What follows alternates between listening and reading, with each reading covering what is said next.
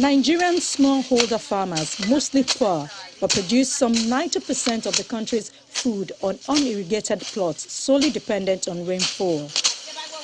Their crops are vulnerable to ever more extreme or sudden twists in weather conditions. Farmers report the late onset of rains and dry spells, rises in temperatures, heavy downpours and other unseasonable weather events. Nigeria is ranked as the 53rd most vulnerable country and the 6th least ready country in the world to adapt to climate change in the 2021 Notre Dame Global Adaptation Index. People are forced to do seasonal farming because we do not have irrigation infrastructure. Yet, this is also a country where anytime it's the rainy season, we have unexplainable flooding. So it means that nature is blessing us with these resources, but because we are profligate, we don't know how to manage it, we are losing things. Right now, the yield of one of the main crops planted in the country, tomato, is said to be lowered by 25% per hectare because of climate change, threatening livelihoods of about 200,000 farmers and an entire supply chain of enterprises they serve. It is projected to cost between 6 to 30% of Nigeria's GDP by 2050, translating to between $100 and $460 billion in losses. When it comes to climate change, Farmer Samson is one of many Nigerians working to change the trend to secure the country's food production. Without soil, it's growing tomatoes and other vegetables all year round, beating the weather challenges. With soilless farming, you are not contributing. It actually has almost zero carbon footprint compared to traditional farming methods. So, for example, they'll say, okay, for you to do things that does not affect climate, no tilling, we are not tilling the soil. We are not doing runoff from chemicals. So then all of these cocoa peat, rice hull that we are using naturally would have been a waste somewhere, contributing more to climate change. But right now, we are using them on the farm, so we are turning waste to wealth.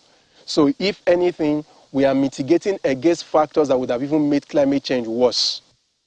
Samson knows his method as of now may not grow all crops, but he says it will help many get their necessary dietary requirements. Anywhere civilization gets to, agriculture is pushed out. So this allows us to have beautiful farms that can work in mega cities, which is what we are trying to do. Now, in taking these farms to the mega cities, we are also able to grow things like our veggies closer to those who need it, so that those in soil can focus on plants that will take longer time and not worry about these short-term plants.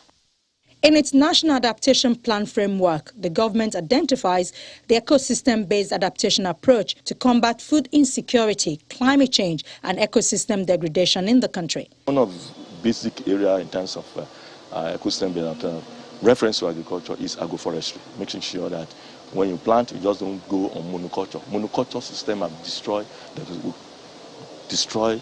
the forest because we want to plant. Monoculture brings, some insects will just spring up because they are used as a plant. But if you use a kind of different mixed cropping, one will not be vulnerable to the other one.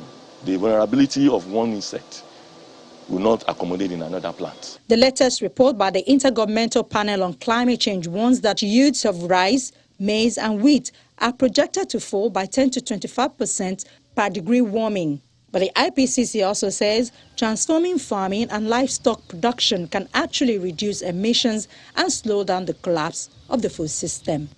Ayola Kasim, Channels Television News. Now let's look at climate change and how it affects agriculture. To discuss this, we're being joined live from our studios in the nation's capital, Abuja, by public policy analyst and environment activist, Dr. Abubakar Alkali. A pleasure having you with us. It's my pleasure, Belinda. Thank you for having me. Now, from the preceding report, that's the one you saw much earlier, one can see the efforts that farmers are making to improve their yield. But there's a big challenge of coping with the hazard that comes with the weather conditions. How can farmers surmount this to have maximum output? Yeah, thank you again, Belinda. Actually, just like you have highlighted, it is a fact that one of the consequences or effects of climate change is food insecurity. And this is staring us in the face if urgent actions are not employed to help farmers, respond to this problem. Now, the need to look at this issue and also see how farmers can be supported is even more so when you consider the fact that most of our farming methods, our farmers in Nigeria and sub-Saharan Africa are actually agrarian. And most of these methods and the yields actually are dependent on rainfall. And there is a connect between rainfall and climate change. And climate change could actually affect these farming outputs, basically in two ways. You have the drought aspect, where climate change, high temperatures, high CO2 emissions can actually lead to less rain.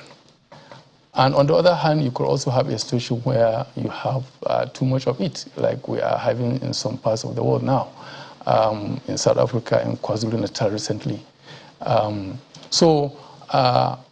That is why there is the need to look at how our farmers can respond to these climate changes. And what there is adaptation. There has to be some kind of adaptation of our farmers to respond to climate change and its adverse effects. One of the ways is looking at these crops, that are drought resistant, and also looking at these crops that are flood resistant. And when I say this, I'm not actually stopping at only crops. I'm also looking at livestock.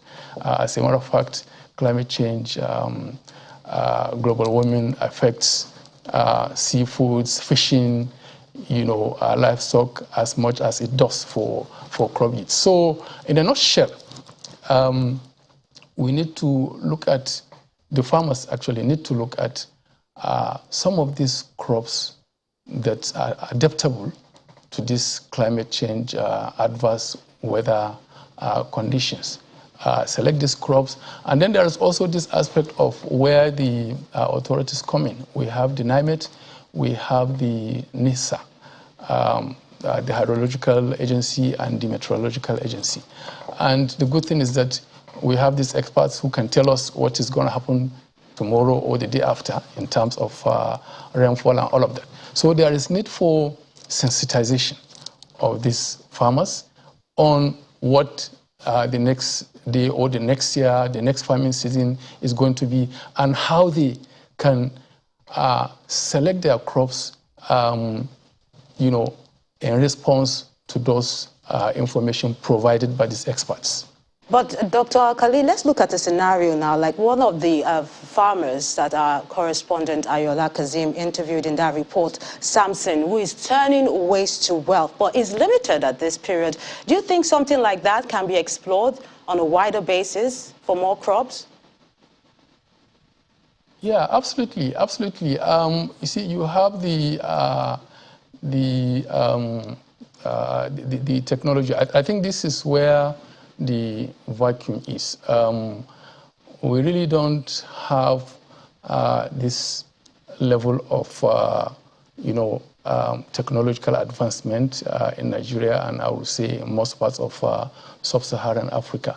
But this is where to go. This is the future. Not only even in crop yields, you are even looking at energy, because climate change, global warming, energy insecurity, environmental sustainability, these are all realities of today. And the earlier the government looks at how it can deploy these technologies, there are lots of waste from our farms, from our farm produce that can actually be converted to wealth.